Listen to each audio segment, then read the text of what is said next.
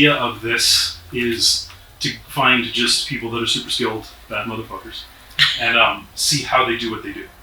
Okay. Or not even that, so it's not an interview. So I did a couple of these 3 that were interview-ish, and it's kind of like lame, and everybody's interviewed the same people, and I normally work with athletes, and by the 3rd one, it was getting very conversational, and it started to really work really well. I was like, okay, it should be this. And the guy that I was doing the last one with is a professional football quarterback. And we just started like shooting the shit and like talking about ghost stories and stuff like that. And I was like, this is way cooler than, hey, how many touchdowns you have? So it kind of, I was like, wow, what if I got high performers and we told ghost stories and we talked about coincidences or, synchronicities, because that's a thing that happens to me a lot. And then, oddly enough, when I reached out to you the other day, I was like, my idea was, what if I bring athletes here, they get read by you, because it was kind of eye-opening and life-affirming for me to come twice and then process it with them. And then I reached out and you were like, well, no, we'll sit down and talk. So that's the premise of this. My idea being just to get a little peek behind the curtain of how what you do to whatever level you want to let the curtain be peeked behind. We can talk about anything. Good, because I'm super curious about how it works for you, knowing that I have some very small sliver of it that I don't quite understand. So, your small sliver is a really big sliver. It's not just a little small sliver. I'm not just saying that. When you first were here, like, it's not something like, I think everybody has this, what I call innate intelligence. Mm-hmm. Everybody's born with it. Some people call it the God, gene or whatever that looks like to you. But not everybody uses it. Mm-hmm. But with sports, it's about getting into your zone, right? How do you get into that zone? And what could get you out of it? What could, make you do something even like whatever, get out of the zone, I guess. I have to sustain what I call my zone for hours on end. I don't ever leave it. So I never turn this off, but I don't go around reading everybody. How do you differ? How do you not read everybody? Because I don't do that. It's invading somebody's privacy. Not unless I feel like I need to, or not unless that, I have enough things going on that, I'm like, when I go to, my one job that I thought I would really do was be a professional luncher with my girlfriends. They allow me not to do that. Like, I just don't. They have, my girlfriends are really cool like that. They just, let me be me, which is actually rare. But the second that I, saw you, and not only did you have a lot around you, but I could tell that you've always had it. That's why you've been fascinated with the mind. So when I saw you've always had this. I could tell even when you were younger. Mm-hmm. And then even with what you do for work, it gives you the space to get into, you read people for a living, but you don't need to categorize it that you are, an intuitive, or some people like the terminology, which I can't stand. It's just psychic medium. It truly is just getting in there and realizing what your client needs and backing it up with information you already have, which you don't go in there you don't use your information first, you use your innate ability first. Yeah. And then it gets stronger because you get concrete proof that they get better almost instantly. So whatever methods you use to get them better, it happens really fast. You get that constant feedback that, hey, you did this for me. You got me into my zone. Well, I realized, I got brought into this with crime work. And so to me, it was actually easier dealing with crime work because some people think they're like, how could you deal with the cases you deal with? You're dealing with, human trafficking cases. I deal with the dark web division of the FBI. I have, how would I explain this? Sometimes when I work on cases, I don't get feedback for 4 years. Oh, wow. There's that. Yeah. But the feedback I have been getting over the years has made it stronger and stronger. And I feel like anyone can do this when it comes to crime work. But you have to believe that you can. Yeah, so having poked around with it with no experience or knowledge myself, when you asked me to, there's a part of me that goes, what are you thinking you're doing, you idiot? Like, you don't know this. Then there's another part of me that very clearly is presenting images that I'm not creating. I can tell if I'm creating it. Right. Because I'll be like, it's probably this, it's probably that, but what comes to mind? Right. Instantly. And and when you have a strong, I'm the link of the case. Uh-huh. And I also don't just say, I'm going to let you look at it. I get you a picture of you in my head that I need to send this case to you. And I follow it. So I follow my guidance. I wasn't thinking about you. All of a sudden this case comes in and then you popped in and I'm like, okay, and it was later. I'm like, just see what you get.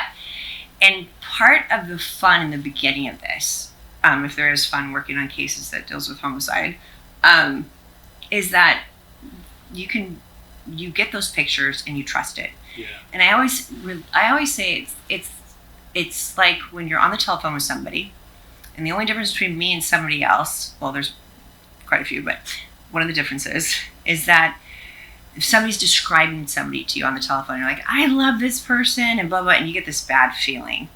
Or you get this picture in your head of what this person looks like. The difference between the person, a normal conversation with two people and a conversation with me and a person is that I know that I'm not thinking it, just like what you said. Yeah. We're not thinking it. We're getting pictures, feelings, and you get all of that. And you get it in great detail, which just is fascinating to me as well. Fascinating to me too. I had to turn it off the other night.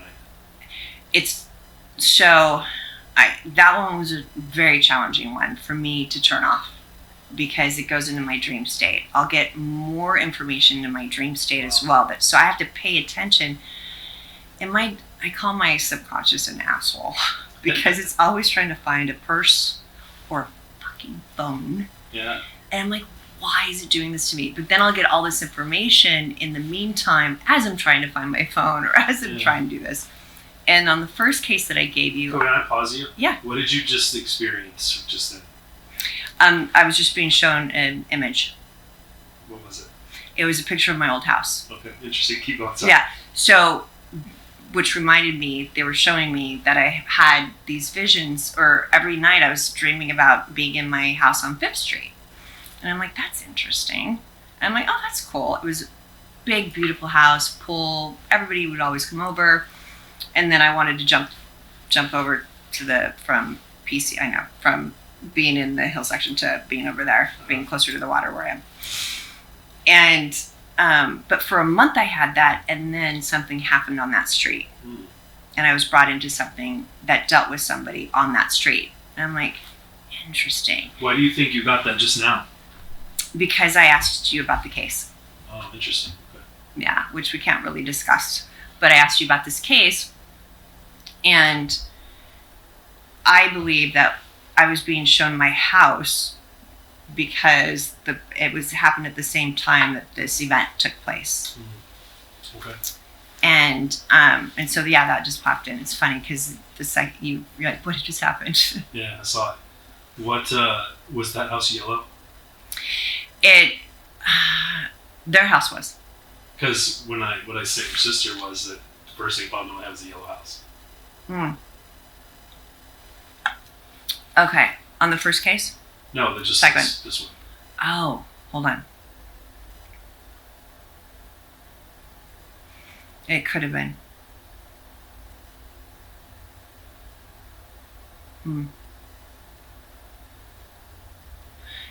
Yellow can mean different things too. Like what? So yellow could also mean the creative center in your solar plexus. Okay. And the person that I wanted you to look into was an artist. Oh, interesting. So I used to think, I'm like, wow, your favorite color is blue or red. Well, it was the energy centers. Oh. So, purple, like whatever they, that tells me when I see like a bright iridescent yellow, that tells me that somebody's creative. Huh. Okay. Yeah, and so colors do mean different things, but I think I believe her house was yellow. Yeah. Yeah, I have to talk to law enforcement on tomorrow about that. When I was here the first time, I just got kind of not dragged. I was willing, but just got brought in by two ladies that wanted to go. You were not having it, by the way. I was. You accused me of being a skeptic, and I wasn't. I was into it. But I was watching you read them because I was sitting here third in line, and I was like, man, she's nailing it, Oh my gosh, she's nailing it.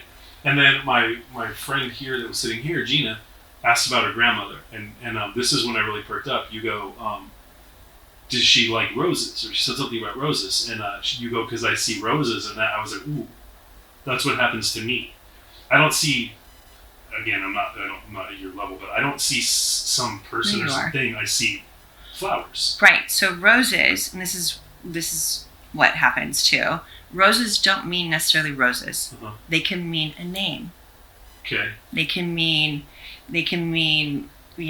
lots of different things. It can mean a street name. It could be a name of a person, a street name. Like when you're dealing with crime stuff or crime work, you'll get these pictures. And for instance, when I was working with the FBI on one of the cases, I'm like, and it was dealing with somebody that was dealing with a lot of fentanyl. And I told them, I said, I see two French bulldogs. And they're like, Jen, we've been surveillancing this house for 1.5 years. And I'm like, okay, you guys know how I work. It's either going to be a name of a person. I mean, it's something very important, and you need to either call me if you see French bulldogs. It's very important, or look up.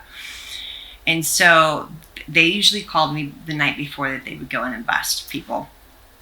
And so the next morning they went in, I told them exactly where to go. And I'm basically the person that helps them not get trapped by fentanyl, because that's when they need, or right before they call the hazmat team in. Well, they went upstairs to this person's room, and there was 2 French bulldogs on the bedspread. It was actually a bedspread of 2 French bulldogs. And I'm like, look up, and I'm like, call the hazmat team in. So they called it was right above them. All of his stuff was in an attic above the French bulldogs. But so it can mean so many different things, and that's happened over and over and over again. Yeah, I get that. The way you go, you didn't. She said, "Oh, I know about my grandma. You want to see roses?" And it so happened that it was roses, but you just said, "Well, does she have something to do with roses?" Yeah. Yeah, I get it, and that is also how things present to me. But this, maybe you can tell me what you think of this. The first one I helped you on when we were here, you said this name, and I said what came to me. And everything that came to me came from my unconscious, my intuition, popping up symbols relevant to me. Right. It was That's a creep how it works. by my sister-in-law's house. So is that how it is for you as well? Yes. They use what's in your database. Okay. What's in your knowledge. That's the answer to my question. They use it. Who would be they? Is that too complex to answer?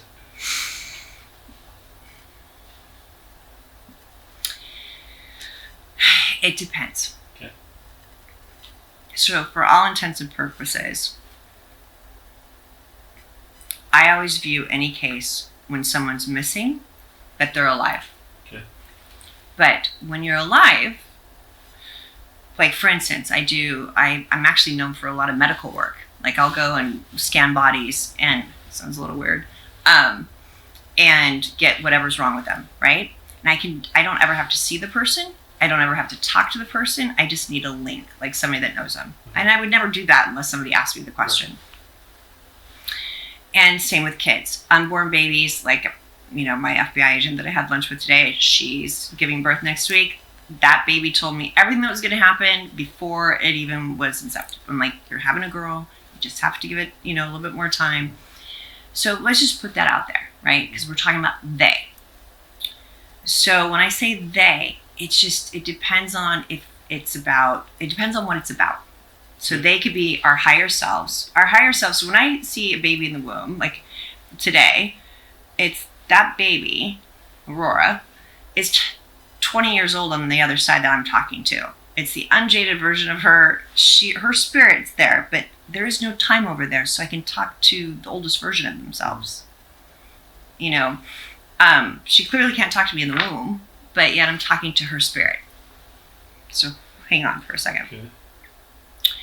So when you look at a case and you're being given a picture or something, so depending upon, we treat it as they're alive if we're looking for a missing person case, always. And so maybe it's just a big computer field. They could be a computer. Just think of a big network that's isolating everything to where the person is, right? Mm-hmm. And so they could be that person's higher self.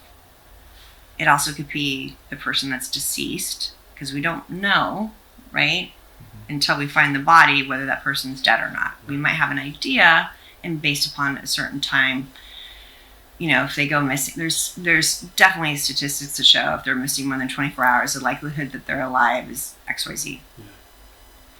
So they could be different each time. But I had to get rid of who they were. So when I look at a case, I know that I'm being given the best information, and that nobody bad is coming in trying to give me information. It doesn't work like that. I think of it as I'm trusting the information that's given to me. It could be from the person that we're looking for. It could be from my higher self. It could be, I think it's just, I think we have, everyone comes in here with teams, whether we believe that or not. We all have help from the other side, whatever that is. Okay. How did you know you had this? When did you realize? I knew every boyfriend's passcode. Really? Every one of them. Wow. That's not what I knew. So my earliest childhood memory, now that I can go back, I just thought I was a stockbroker for 10 years. I knew every single one of my clients, every single one of their issues. I just thought I gave great advice. I didn't know the terminology, but I always saw things floating around or whatever. Again, I'm trying to normalize this.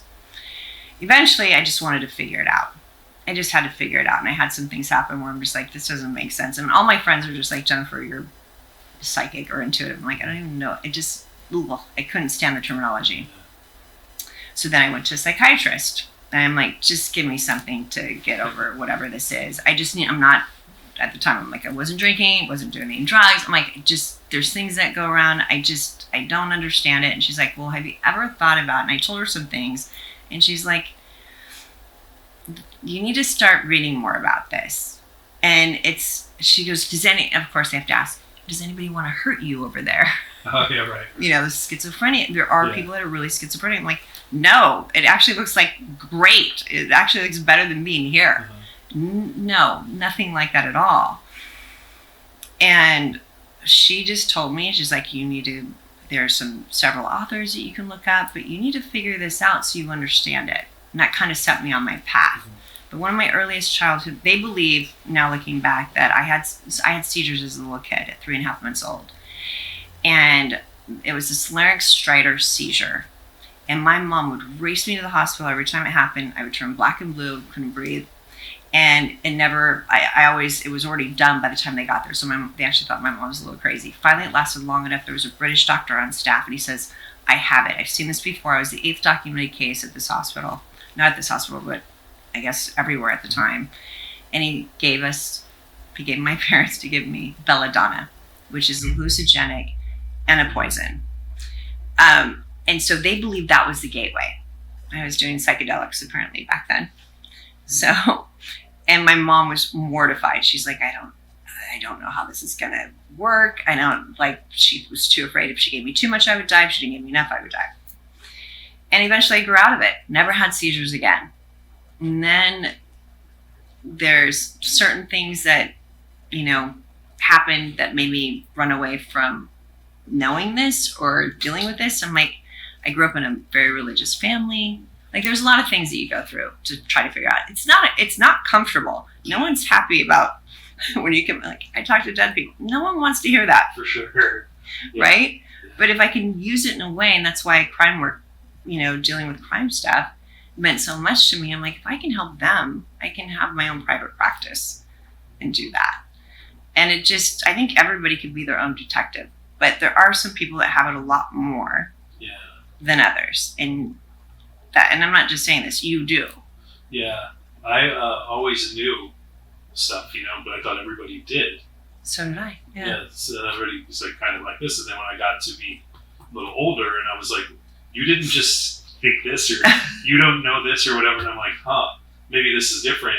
But I didn't ever think of it in the context of these like psychic or things like that. Never once. We go back. So what happens is when you do figure it out, or when you start, I'm like, wow, wait, you go back into your history and you're like, wait a second, I knew. Like one of my other earliest memories was I would never go across the street to this house because there was a boy there that just scared the crap out of me.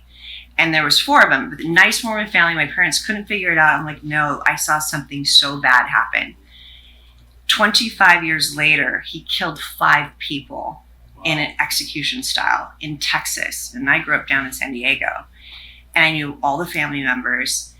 And it was that boy that I was so afraid of back then. But that was 25 years. It didn't happen for 25 years. Yeah. But so I think it kept me out of a lot of trouble, I'd want to believe. There was things where I'm like, ooh, this doesn't feel good, or I need to get out of here. I think you'll start realizing more and more how it actually helped me, I think. So you talk a lot about seeing this, but you also talk about feeling it. So do you do both? Yes. So clairvoyance, I call it, is seeing. It's like watching a movie. Okay. So for the case that we're working on, I say when I see things. So I don't know sometimes if I'm seeing it from the person that it's happening to or happened to, or where I'm seeing it, or from what angle. And I get like, I don't know how to.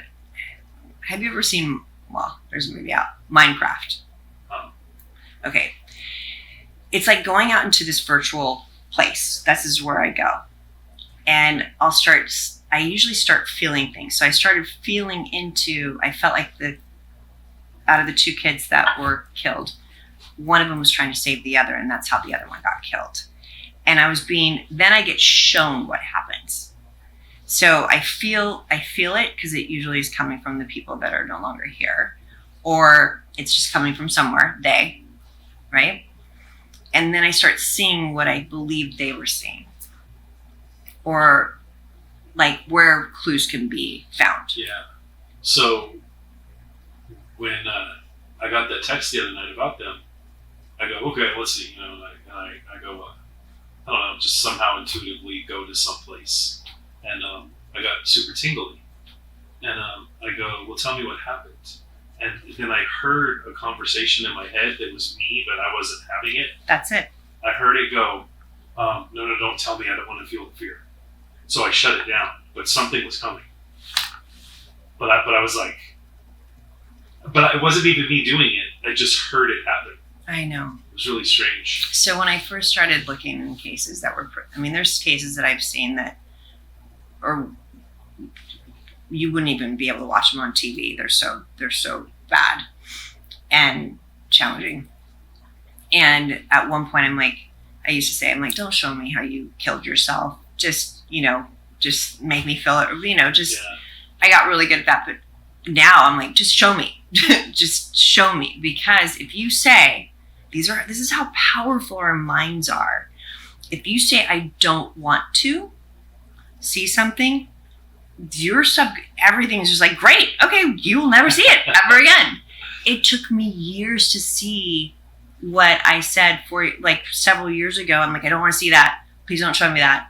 It took years to see that again after going, please, just show me, because it takes so long to figure it out that if they just would have shown me, but I wasn't emotionally ready for that back then. But our minds are so powerful. And this goes along like with what you do. With anything that we fear keeps us from doing it, right? Yeah. Or from feeling it.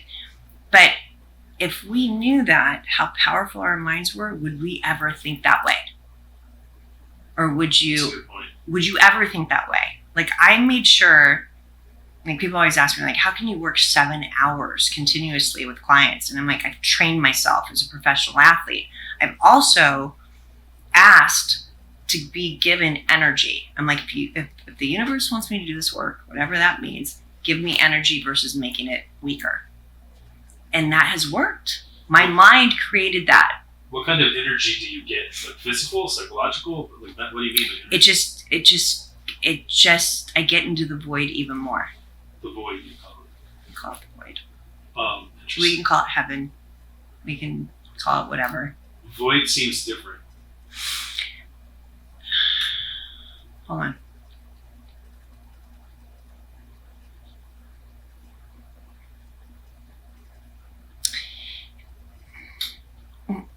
It's not a place. I don't need I'm just picking your brain. No, it's great. It's because I'll say something like, wait, where did that come from? What do you mean void? Yeah. I'm asking, what did I mean void? I know better. I'm just like, so what does that mean? It means like being in the zone, but in the super zone. Okay. And so I've asked to not be tired. So people always are like, how can you sustain having that energy and dealing with people the whole time? And I just have expected an energy exchange. And so it takes me hours actually to go to sleep after working all day, where you would think it's different. A lot of mediums get sick. A lot of mediums get super fatigued. I think it's just whatever you have trained yourself to believe. It goes back to believing. I believe that I would have the energy to sustain my day, and I've never had it differently. Yeah. This is going to go back to seeing things, or how, like, I want to know how you are, but only selfishly so I could understand myself and get better at it. When you did a reading of the first time I was here of us three, mm-hmm. and you go to her, her and then me, and when you would come to me, you would hesitate a little bit, like something was happening, and I was like, and then you go back to what it is.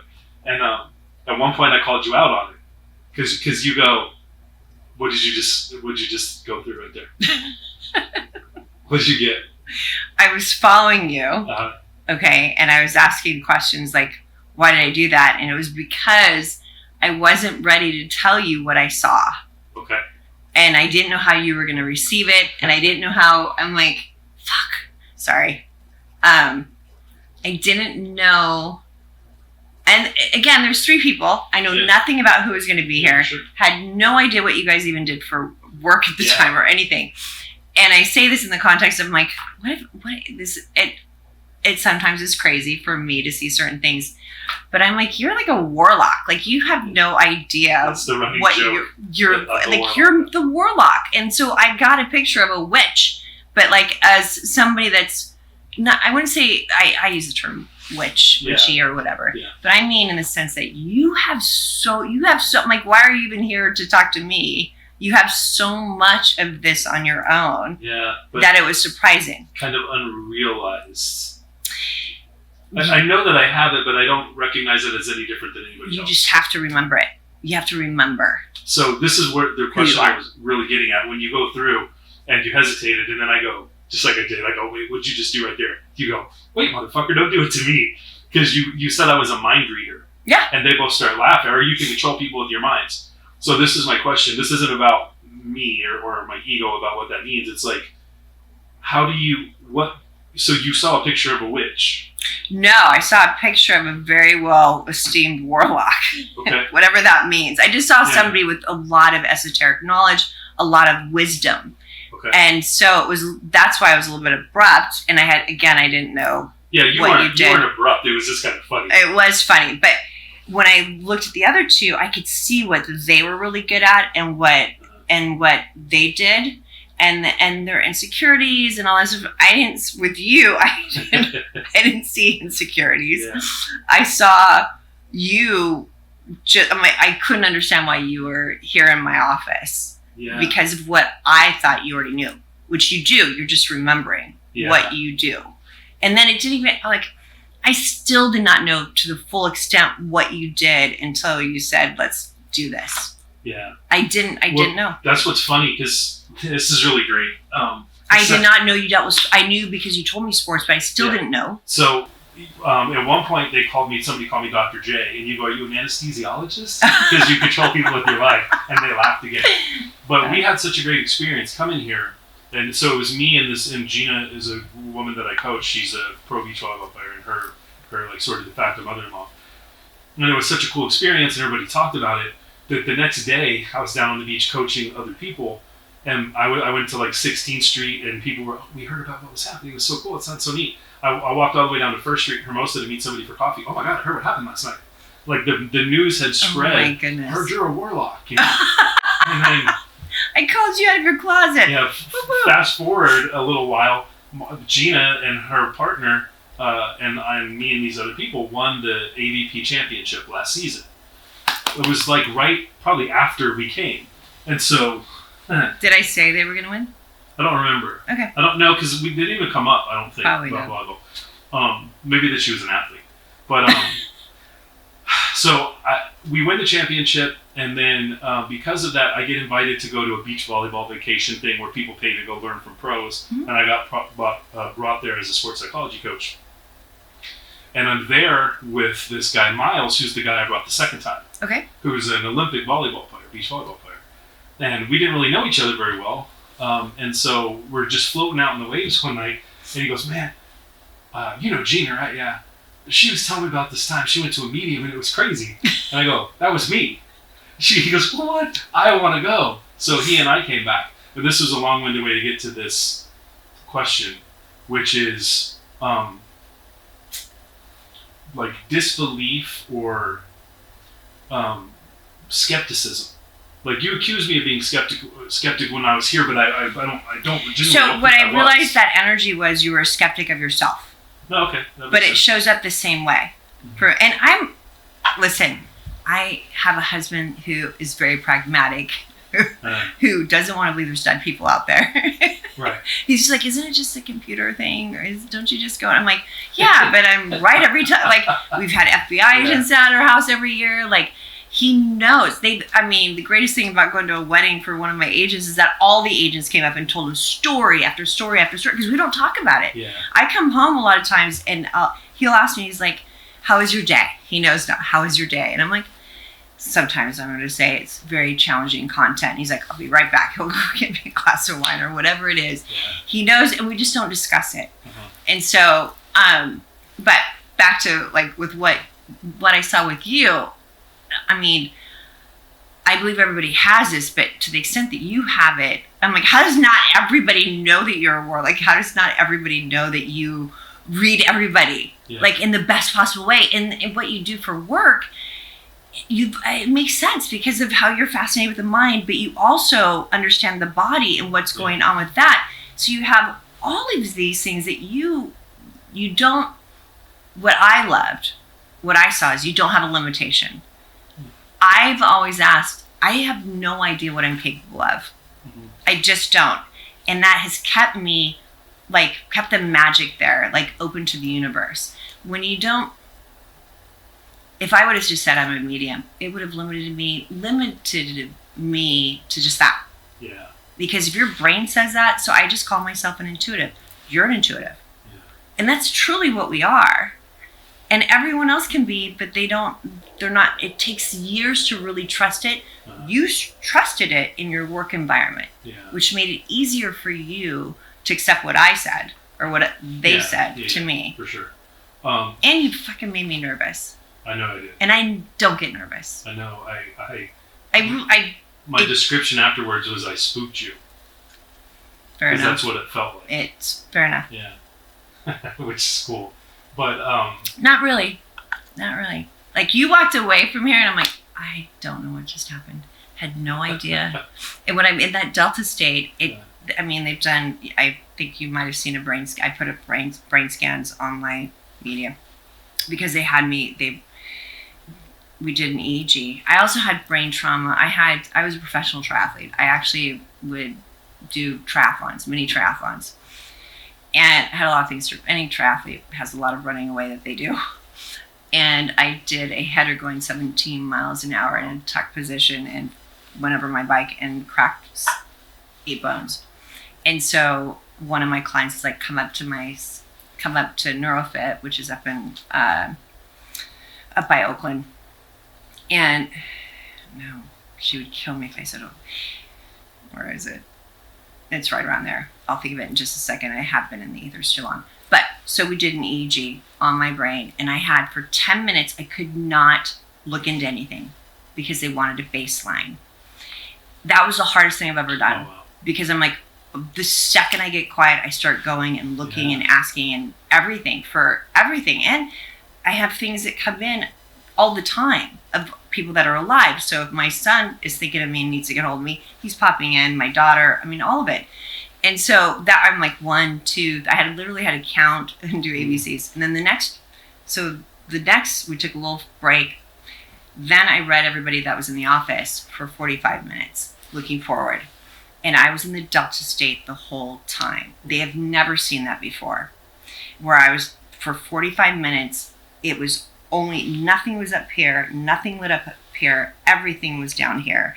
And what was very interesting is that it was super red all throughout here in the Delta state. And that's where people come in. Oh. And so I found that interesting, but they've never seen that before. The only time they've seen a brain scan like that has happened, they're like, you have no brain injuries. It shows no sign of brain injuries, but the way that your head lit up is usually when people have had traumatic brain injuries that they put into comas to get into the Delta state. So it's the dreamless state. It is the state where you are in the deepest state of sleep. And I'm in that the whole time I'm awake. And so the whole reason why I brought this up is because I don't remember things. It goes through me unless I had an emotional attachment. So my emotional attachment to you that day was like, fuck, what just happened? And so, but I also was like, how does he not know how gifted, and it's not about, there is no hierarchy in this. Believe me, I knew way more 10 years ago than I do now. Because the more you know, the less you know, and the more you understand that statement. The universe is vast. I now understand, I have much more reverence towards this work than I did 10 years ago even. And so I'm saying this in the context of you are in that, I just don't know how you got away for so long without knowing how much you have of this. I needed somebody to tell me that it's real or that it's unusual, which was you that day. Because again, it's just me thinking I'm not comparing my mindset to anybody else's. I'm just being me. Yeah. And I know what I do and I'm capable of, and that maybe it's different than some other people, but I didn't know maybe to the extent of it. But I don't know. Coming here the first time really picked a scab, and a lot of stuff happened since then. So then you have to understand what's yours and what's not yours, and then you have to understand. There's a lot of things that happen within it, and if I pick that scab out, I'm gonna take that like a medal because someone should have years ago with you. Because you have so much more, even within your work now, that you can hone in on and know that you're right about all of it. Yeah, that's knowing that I'm right is the right way to say that. Knowing that you're right, or that the universe is, you're a conduit to that. Because that's really what I am. I'm a conduit. I'm no pun intended with the medium thing. But if we all have this, my whole thing too, when I first started, I'm like, I want to be out of a job. Because if I was out of a job, then that means the universe would look so differently if everybody knew they have connections, and they're backing it up by science. Yeah. I mean, there's 4 intersections with near-death experiences, with people that see things in hospice, with quantum physics, with and just with intuition in general. I mean, they're all intersecting. There is something energetically that's now they're able to measure. Yeah. Right? Yeah. So do you think this is how I articulate it, I envision it? So what I know about just, the brain and the unconscious and conscious mind, that the unconscious being just a storehouse for all of our experiences, that just normal intuition is our unconscious recognizing a pattern and popping that symbol into our conscious. and I don't even think most people see that. This is originally where I was going. Or this is kind of where I was going with the skepticism part. Mm-hmm. I think everybody should be a skeptic. Well, this is more me reflecting on me recognizing that I can do some things, and then being skeptical myself, even though I see it happening. But then people go, like, us talking about coming here, they're like, oh yeah, whatever. She's like thinking like you're a gypsy at a fair, like she could tell you, I think it's an M name, and then you go, yeah, mom, whatever. I was like, she only knew our first names. When she called me Dr. J and you said, are you an anesthesiologist? I had a sports psychology shirt on, and you never looked at it. It was obvious you're not looking for clues. No. But people think that. Yeah. And then there's another level of this with what I'm kind of becoming aware of what I can do, is I have a degree in Christian ministry, worked in ministry for a while. Long while. That was so. When I saw you as the Warlock, I actually saw like a priest uniform. Yeah. In a weird way, but not in a different. It was just different. Yeah. That's interesting. I think I have a firm understanding of things. Yeah. Of all. Well, the Bible was channeled. Sure. Right, and it means so much. It means so differently than the literal. But all my people that are. I have a cousin who's like a little more fundamentalisty, Mm-hmm. And he's like, I don't know, man. I don't know if I would go to that. It's like, false prophets or whatever. And I go, why are you just explore this bristly reaction you're having? That was written, 5,000 years ago about people that were claiming to be the prophet. It's contextual, And he's like, I don't know why I had that bristle. And we had a nice talk about it. Yeah. But my wife, I think, is of that same mindset too. Yeah. So I was raised Mormon. You can only imagine. And I had my dad was a Mormon bishop. Oh wow. And my dad and I love my dad more than you could possibly imagine. And I'm one of 7 children, and he was not having it. He was just. I'm like, Dad. So one of the things that happened, he actually wrote a testimonial about me being the Good Samaritan. Like, why, if all my pro bono work is helping, I have a group of moms that have kids that have cancer that do pro bono work. Anybody in this community that something happens tragically to, I'm on. That's, I'm doing whatever it is that I need to do. And all my pro bono work is with law enforcement too. And so my dad got to see me, and he actually, one time, I'm like, let me just do something. Let me figure something out. And I said, your arm hurts you. It hurts you. And he goes, my arm is fine. And I'll never forget. I went upstairs. I'm like, how could you guys do that and mess it up with my dad? I was devastated. A month later, there was a case that was on, I don't know, it was either Dr. Phil or something that they had me go to. And my dad's out on a run, and he has a heart attack. Oh, wow.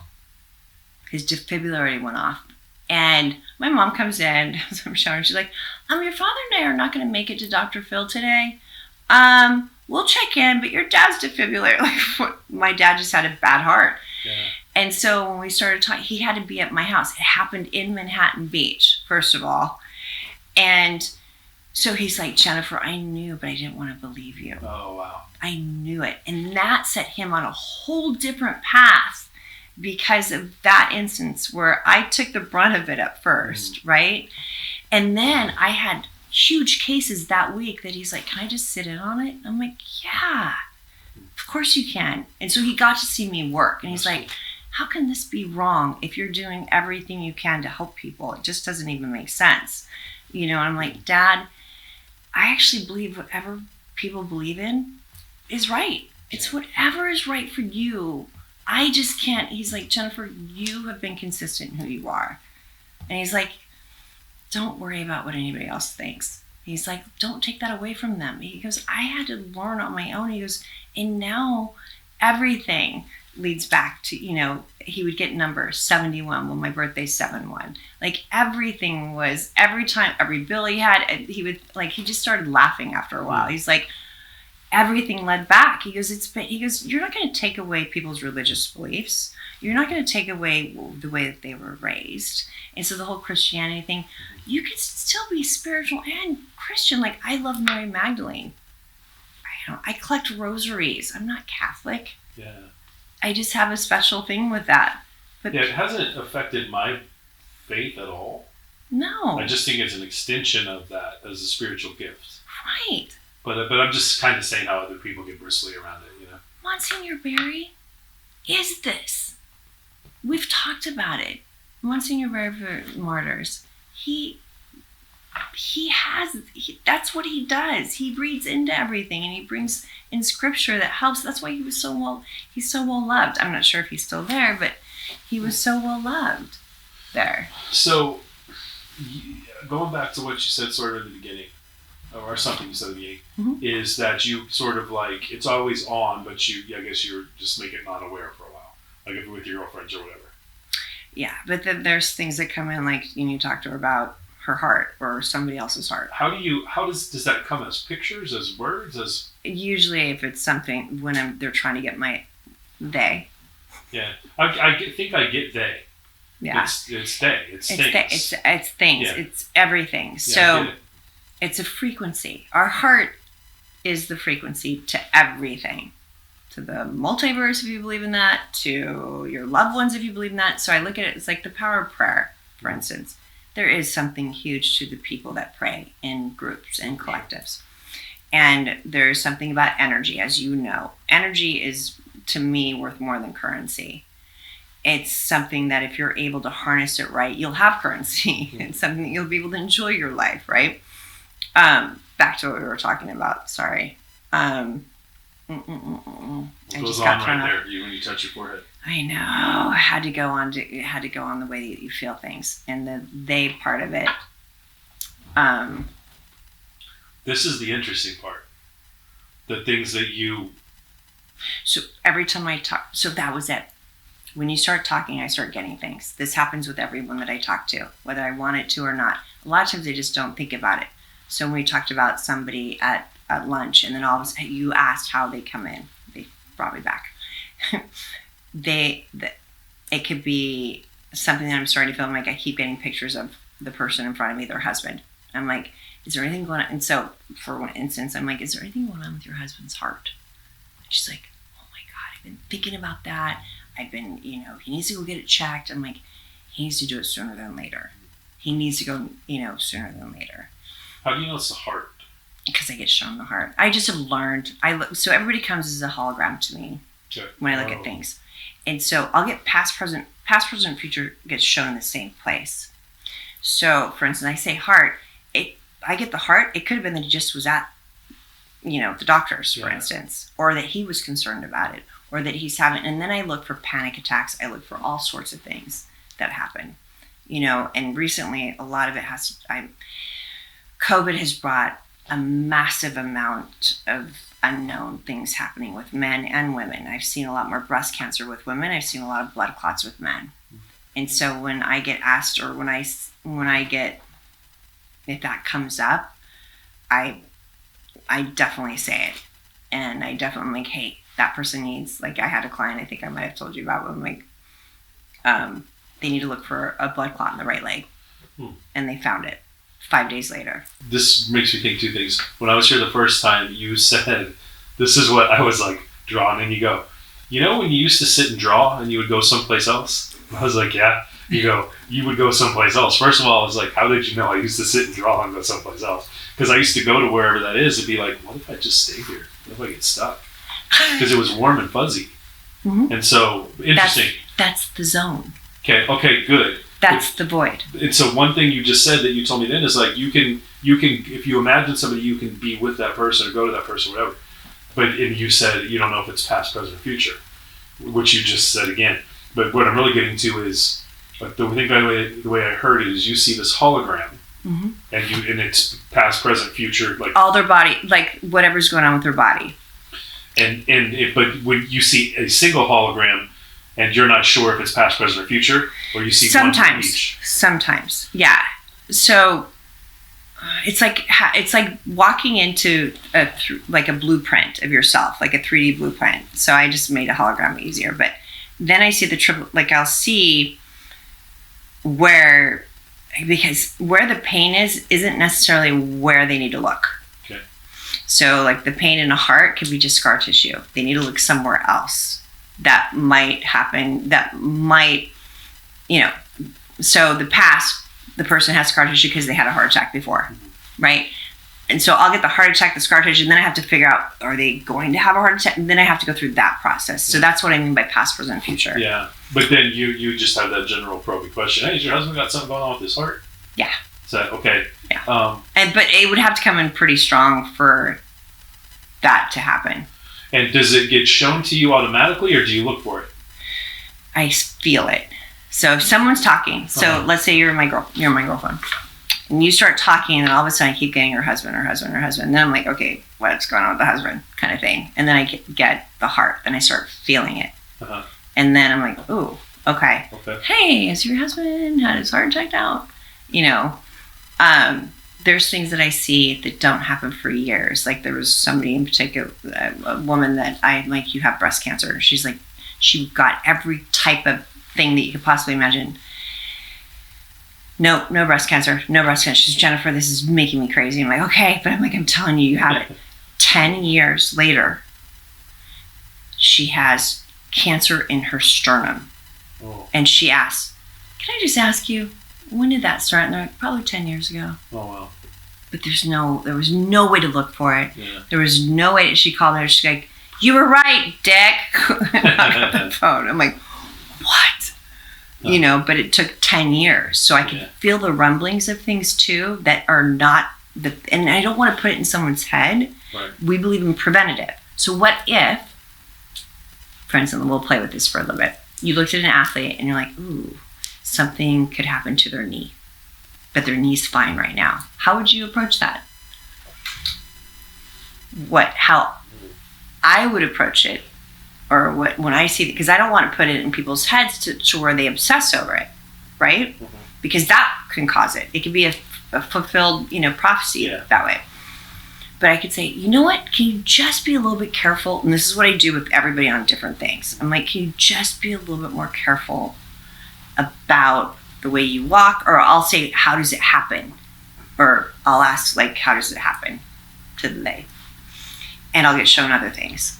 So you could dive in deeper, and this is what people don't know, versus saying, you're going to have a knee thing happen. Yeah.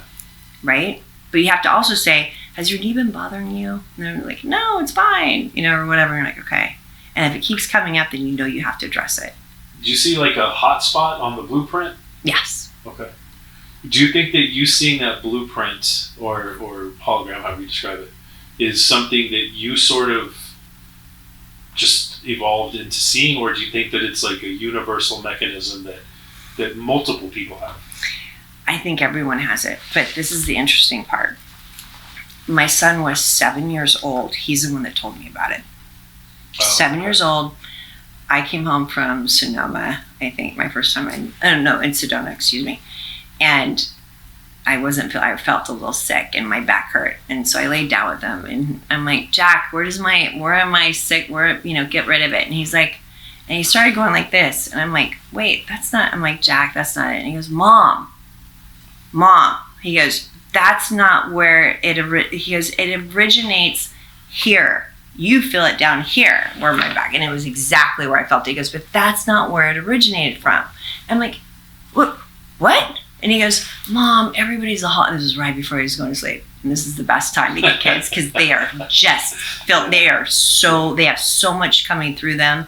And he's like, Mom, everyone is a hologram. Everyone. Oh, wow. And he goes, you have things that have happened somewhere else that you still feel now. Wow. And then he went to sleep. I'm like, oh, everyone's a hologram. And it made it to where the biggest thing that it helped me with is not taking on whatever it was that's going on with people. It cut me, it released me from trying to feel the pain or trying to figure of whatever my mind was constructing. Mm-hmm. And so I'm like, oh, hologram. I'm like, boop, boop, boop, boop, boop, boop, boop. It just made it so much easier for me. It's disconnecting your physicality from the process. Because I've also asked him, like, how am I going to do this? Where I'm dealing with a murder, a human trafficking, how am I going to do this? I have parents in my office wanting to know the last 24 hours of their child's life constantly, every week. I'm like, and I want to be the best medium that I could be, the best intuitive that I could be. How can I do that? And I was shown that I had to get out of what's right and wrong. This is a whole nother thing. Yeah, that's right where my mind is in this moment. Yeah, I know. Yeah. You have to get out of right and wrong. Because if you have any judgment whatsoever with anything, let's just take it to a different profession. If you have judgment towards something, you're not going to get information that's right. Yeah. And so I had to get into the place where I had to really resign myself into the universe, making the pendulums work out. A little while ago, you said that the information I give you comes through differently than other people. Mm-hmm. How does it come through for other people? Because maybe I could steal that too and be better. So, that's interesting. There's not too many people that you know, even that I know, that don't have judgment. No, I mean, not about the judgment. You were talking about there's people that you can reach out to for help, right? And that my information comes through different. Like what I tell you is different than other people. It's more. It's because you're not judging it. Okay. That's what I was getting. Okay, so would you say that you feel it's more pure? Yes. Okay. So other people are you don't have judgment with it right now. You just do it. You had judgment, and that cut you off from actually seeing what happened. Yeah, it wasn't even judgment. It was fear of feeling that because I felt like I was about to feel it. But it wasn't judgment. It was assessing that I don't want to feel shitty. But you can get in. So I won't do it again. But it was like, whoa. It's too late. I have a feeling I could get maybe in that situation. No, you can't. The next time the floodgates want to open, I won't close them. You didn't close them. That was just a knee-jerk response. Yeah, that's exactly what it was. That's all it was. And I threw you into the fucking, like, you know. Yeah, that's not heavy at all when you're eating a burger at a bar. Like, hey, look at this burger. Okay. Can you look at this double homicide? I need to get back to the law enforcement and their families. Yeah. I believe in algorithms. Okay. And so I think that I realized early on that I have this huge responsibility, enormous responsibility when dealing with families and murders and all sorts of things and regular stuff. And so I'm like, how could I make this better for me? Just as not taking on all of that.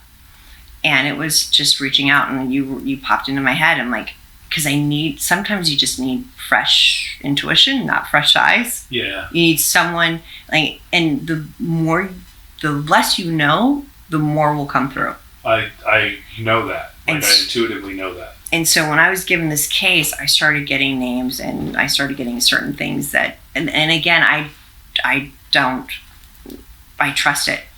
Even though, and I know, like, a lot of my cases are on the news. Like, I won't look at the news. Well, now for many reasons, but I don't look at the news.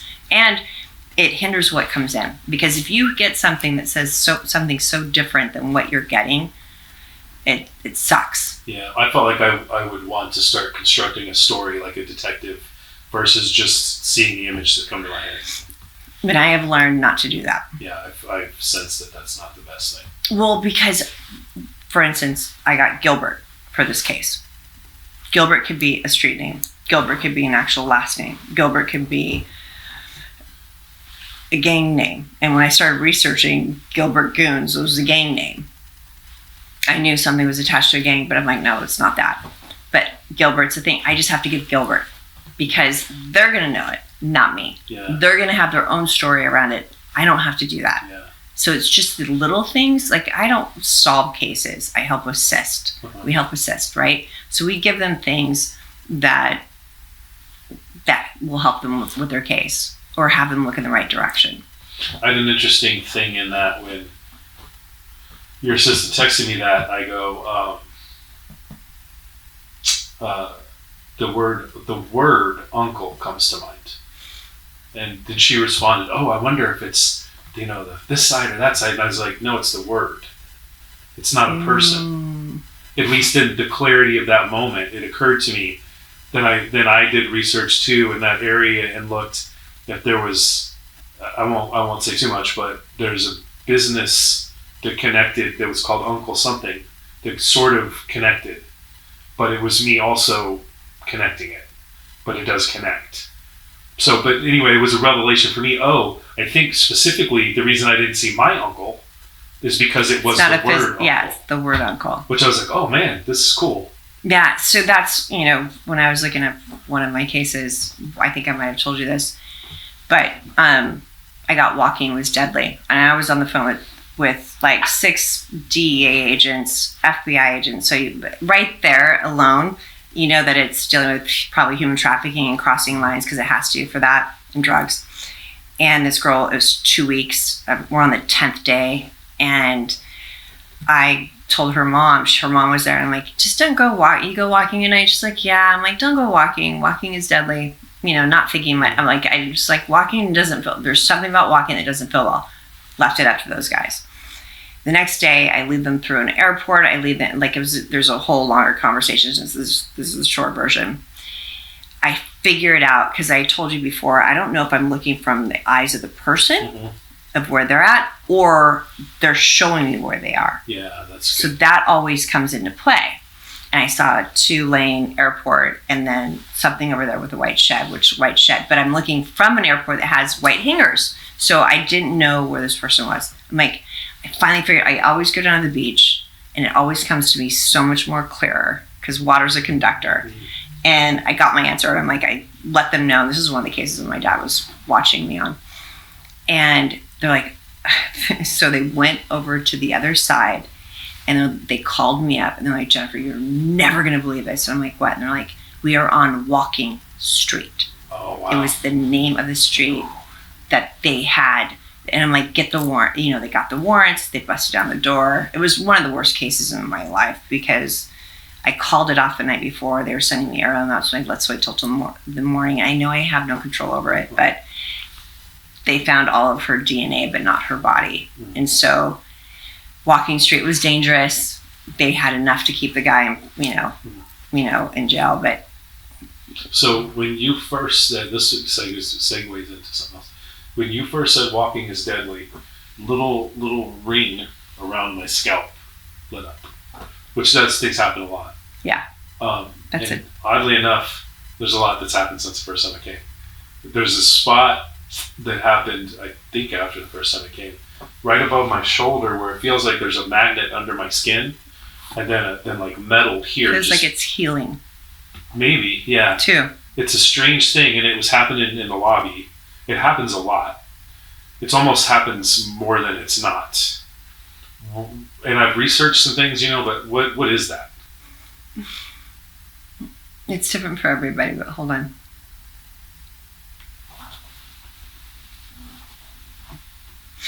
So your energy is shifting, whether you know it or not.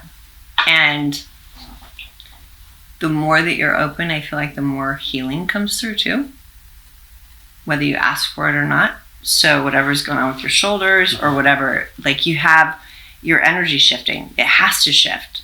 If you are more aware of things, then it takes a little while for your energy to match what you're thinking or what you're not thinking, in our case, what you're being given. And that's where the true healing comes in. When you're so blocked off, what does that feel like? If maybe you don't know, but a lot of people that feel blocked off, you feel you're so much more dense here.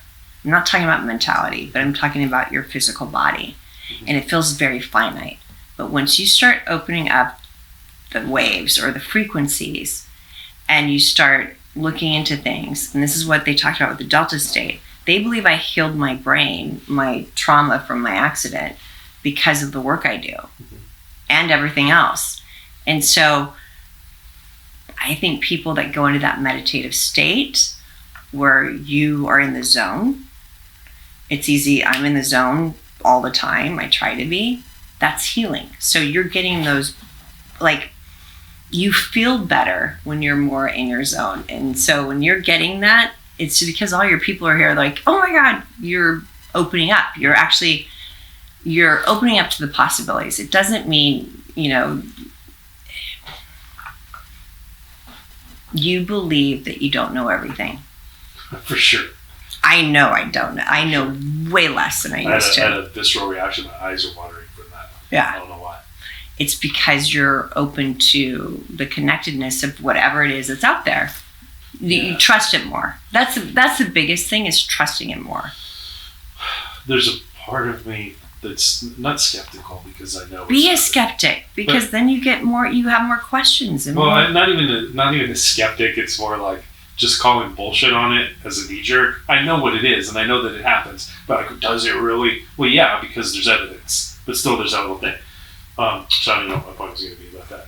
Oh, there's another part of me that has a feeling that what I'm already able to do, which is often profound, isn't just the tip of the iceberg with what I can do to other people's minds. Mm-hmm. But then I go, okay, fella, but then there's a part of me that goes, I think that's legit. It's legit. Yeah. We call that witchcraft in a great way.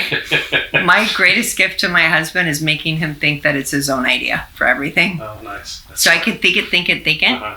and implant. It's so. You've seen the movie Inception. Yes. I had to watch that once and got it, and it's been my favorite movie because that's it. Yeah. It's Inception.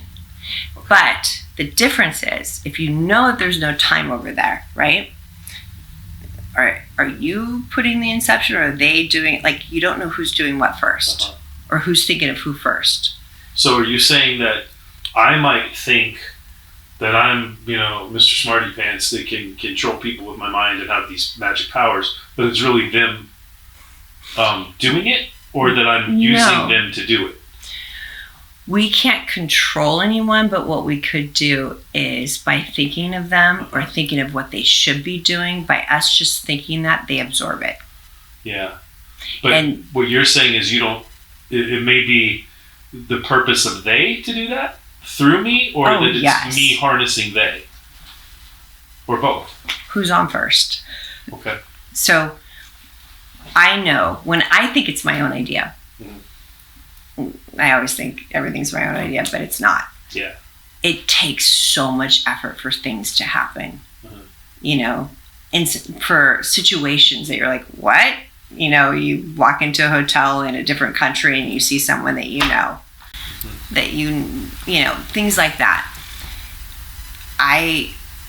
So it's not necessarily mind control. I would like to call it opportunity, because you're thinking good things for them to think about. Yeah.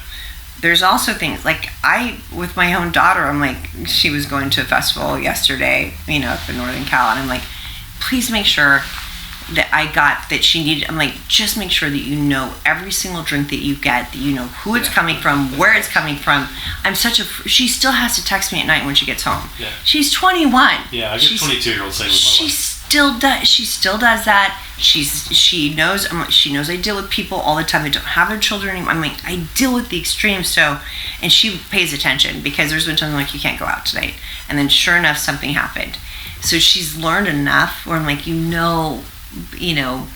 she doesn't question it anymore, but I also try not to ruin her life. Yeah. I told her, like, there was a time she went to Not Scary Farm, and I'm like, you need to wear tennis shoes. She's like, why? I'm like, if you hear anybody shooting, like, and she's like, what are you talking about? I'm like, I just feel like somebody's gonna get shot, but I don't feel like it's you. Like, you need to know what to do. You need to go cover it. Like, I told her everything. It was the worst experience of her life. There was no shooting there. There was a killing a mile away from there. There was a shooting, but it wasn't there, because a lot of times I can't quite place it. Yeah. And that happens a lot too. When I say control people with my mind or whatever, I'm saying that tongue in cheek, like in the Warlock sense. But I have a sense that what I do as a helper, mm-hmm. that I can. Today is a perfect example. As a new person that I just met at dinner the other night, talking about stuff, and she's got a lot of trauma, and gave her miracle within 2 hours, I feel like I could do that within 30 minutes. You can. I know, and so it's like, Absolutely. but I feel like I could even potentially do it in a crowded room. Like, I feel like there's so much more I could, this is the thing. You have to get to a place where you don't have limitations. You have to know that you have no limitations. That's what I think. I think that I know that I can, that place is there. And it's already in you. It's just evolving. And all you're doing is remembering who you are. That's true. That's all you're doing. I feel that. I'm the one that just made it to where it had to happen quicker. Yeah. I want to ask you. And I'm not even saying that. I'm not even taking credit for that. No, I know. You definitely picked the scab. I want to ask you at least two more things before we're done. One is, I just wanted to talk about the scab picking. When I came back, great visual, because it just keeps coming out. I can't think of one that's a little less icky. But I went home. I mean, not immediately, but at some point not too long after. I was just standing up, going to the bathroom in my daughter's room, who she lives out here for college. And it's dark, but I could see silhouettes. And the shower curtain is right there in my peripheral, and I saw a fly, not in my mind's eye, in front of me, but it was like you said, like a hologram, or like a 3D, like a CAD drawing, and it rotated as if you were rotating it on a computer, and its wings opened, and it was very geometric, almost Egyptian. And I'm going, what the fuck is happening? Because I see it, but I know it's not there. It's not. Right. I see it like I'm hallucinating. And I go, and then my skull, and it's just like warm water's pouring down me. And I run out of there, going, telling my wife, oh my God, I saw this thing, and my body's lit up, or whatever. And she's like, first of all, like, okay, idiot, whatever. Just sure you did. And then the next day, I felt that tingling again. And I go, this is so weird. And I went to pick up my phone to text her, and I saw that my hand was like this on my ear. And I saw in the mirror, I was like, what am I doing? Start texting. And as I'm texting her hand, getting that tingly feeling in, I walk by another mirror, and I see my hand go up to my ear again like that I did not make it happen. It was like, what is happening? I have a picture of it. Me just laughing at myself like this. So I was like, that was the first crazy thing. And then from then, there's all kinds of little weird light anomalies, but not like in a ghost show where it zips across the room. Like I saw one do that here when I was here the first time. Yeah. But like the visual lights that I see. Yeah. And then there'll be distortions around lights. So think about it from a camera's point of view. So I have to sleep with the universal lights up on. My husband has to deal with this like a little kid that sleeps with a projector every effing night. Because with the universe and the stars moving around, because then I can focus on that. Otherwise, it's so heavy, and it feels heavy, and there's tons of spirits around all the time. It's like that everywhere. We have a living universe within it. So when you say distorted, think about this. So you get like a face, for instance. The closer it gets to us, it's like going to a camera where it's like that's what it's like. So it looks like spiders, or it looks like it has different things happening around it. And that's just because it's getting closer to us. It's spreading. It's not anything. It's just the way that the face or the camera or basically the veil. And I don't believe there's a veil. I think we our filters are the veil. Okay. So you're going to see more of that because of you. Again, you're going to... For instance, if I didn't see that, I would have never questioned this. But because I saw it, I'm like, it's not going away. I went to a psychiatrist. I'm like, I can't have this happening, And it changed the trajectory of my life because of seeing it. I'm like, if I see it, but now we're going into, do I see it this way? I see it physically. Yeah, I'm seeing these physically. Right. So you just have to ask, like, what is it? What's going around? You know the thing where if your watch catches a reflection, it makes the little thing. My wife came into my home office one day, and there's a perfect dot of light on her chin. And I go, what is that? It's like the size of a pea. I go, don't move, and I like trying to find where it's coming from, and I can't. And I got this far from her chin, and it was still on her chin. And then I got right here, and it appeared on the back of my hand. And then I went like this, and it was back on her chin. It was emanating from that far in front of her chin. And I had her step aside. I ran to get my phone, Came back, had her step back, still on her chin. When I went to take the picture, it went away. And that was pretty close after the fly. I keep getting grandmother. Oh shit. Yeah. Okay. What about what do you get that says grandmother? It just came through grandmother. Just checking in. Huh. You have a whole team that has the same personality of you. They're gonna F with you. They're gonna make this fun. It's gonna drive you crazy. That would be that grandmother, yeah. That's just what I'm getting. I have a reaction to that. Yeah. And so they're gonna make this fun for you. They're not gonna make it scary. They're gonna have you have to. I am a big target. I mean, and I always say, I'm like, you don't have to believe in it. I'm not here to make you believe in anything. I'm here to make you understand who you are. That's the whole reason why I do that at Uncork. There's 30 people. I don't get names until I get there, and then I just draw a name, and they get asked questions or whatever. There's either I'm the smartest person on the planet because I know everything, or I've looked everybody up. There's no way that I could do that, nor would I ever. And I don't have the capacity to even want to, or to even, I just don't. I mean, I have clients that tell me, can you please look me up afterwards? I had 2 clients today. Can you please look me up afterwards just so you know that you were right about whatever, but it's just, you get into more of this. But yeah, that something with the grandmother came through. That was pretty cool. I was with an athlete, well, she's a coach now. Yesterday I helped with just traditional therapy. It's different but the same, like just 2 little balls of light, but not like the ghost show balls of light. It's not like that.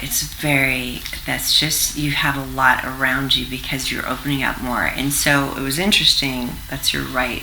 Yeah, okay. It was like that. Right. It was right on that little thing right there. Can I ask you a question? Do you ever hear that booming noise that comes, that high frequency that comes in really loud? I get, if you mean ringing in my ear, yes. Okay. That happens, it gets louder between the hours of 11 and 4 because that is the other universe. That's the universe. Okay. And so you'll hear more of that. I'm not talking about tinnitus. I understand that's a big thing. But when anybody wants my attention, I call it bum rushing. I hear this loud pop, piercing that nobody else hears. And I keep, it doesn't matter the way you process it. But pay attention to that too, because I'm like, who's here? What is it that I'm supposed to know? And they show me who they are. So that just happened now? Or that's you talking generally? Just generally. So this was going to segue into the other thing. When you just now got the idea grandmother, mm-hmm. what did you, and I watched you process, right there, I watched you process. You know how you see doing that. I watched you process, and I pay attention to how you process, mm-hmm. and it's a little different for different things. But you go to that place and you see something that's representative of grandma to you? I just felt grandma. So I just felt grandma, and I felt you and people around you in the ethers that just are so excited that you've opened, that you are, hold on. You're going to be doing more than you could ever possibly have imagined. How do you did that the first time? I want to talk to my mother. I want to talk to my grandmother. I was like, oh no, I just want to see what happens. I don't have this desire, to I'm sort of mindful and present, and I don't know. I don't need to know from beyond whatever. Right. But you go. But there's people here. You go. That's weird because there's people here for you. How do you sense that? Because this is a thing that they tell me. So you hear it? I feel it. So I feel things coming in. I can feel the presence. And then when people talk, I'm getting visions, feelings, all sorts of things all the time. And so then I have to, but usually, I'm not paying attention until all of a sudden they're like, grandma. So the more that you pay attention to things and you don't put things on, so I got grandma, but then I can dive in deeper. But then when I did, I was getting that everyone's so excited and they're going to make it funny because that's how you are. And so they're not going to, and I've asked people from the other side when I'm working, I'm like, make it funny for me. And I can't tell you the things that come through that are so funny. And so they're going to mimic and match your personality. And the people that come around you are going to be the same way. And you don't have to know any of it. They're just happy that you finally you finally remembered. Your dreams are special. Yeah, I started writing them down. They're very special. So extract what you can from those. You're also getting worked on. Like your energy field's getting worked on right now. And that's where you feel the tingling when you're in the right place. Uh-huh. So you felt that being here. This room, I've been here for over 10 years. It's a magical place. Like it's not, only because of the energy. Like they know I'm going to be here. This is where it happens kind of thing. You also, okay, show me that corner. You have all of it. You just have to say how you get it. So it's languages. So think about it. It's just languages. So that's why I say I feel this. I felt a grandmother. I saw the name. I felt, when you were talking about this, because we can all say, oh, the sound was like, but I knew it wasn't. So you can say that. But they're also messing with you because they want you to have fun with this. They don't want you to. It's a huge responsibility to allow yourself to be vulnerable enough to give the information. Yeah. This is not, no one can survive 2 weeks of this if they didn't know, if they didn't have it or trust it. It's taken years for me to trust it. Yeah, I'm starting to, I don't know that I doubt it. I'm starting to feel more comfortable about it, but again, I feel like I'm probably missing facets of it. So instead of saying you're missing, just know that there's just so much more, but it's going to be given to you in little. It's going to be given to you in increments. Yeah, no, I totally appreciate that, and like, as you're ready, I guess is the idea. But I also, everything that I can do at this age of my life that you can pick up on and think is good, it's 100% natural, because nobody ever told me anything about it. I don't have any framework to compare it to, like you talking about the holograms, like, okay, bing, just brought that into my thing. Yeah. So that's why I'm asking so many questions about it. So I have a scaffolding.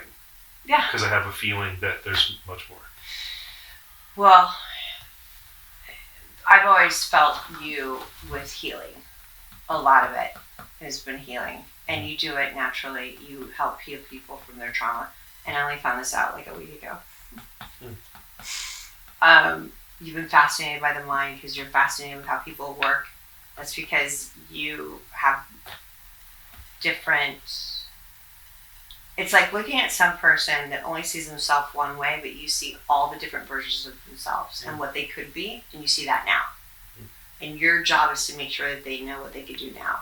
But I'm saying you could take that to another level of like prevention, which you do already naturally. But if you see someone, and it goes back to everything, when you get something and it feels uncomfortable, like you see a car crash with somebody, just okay.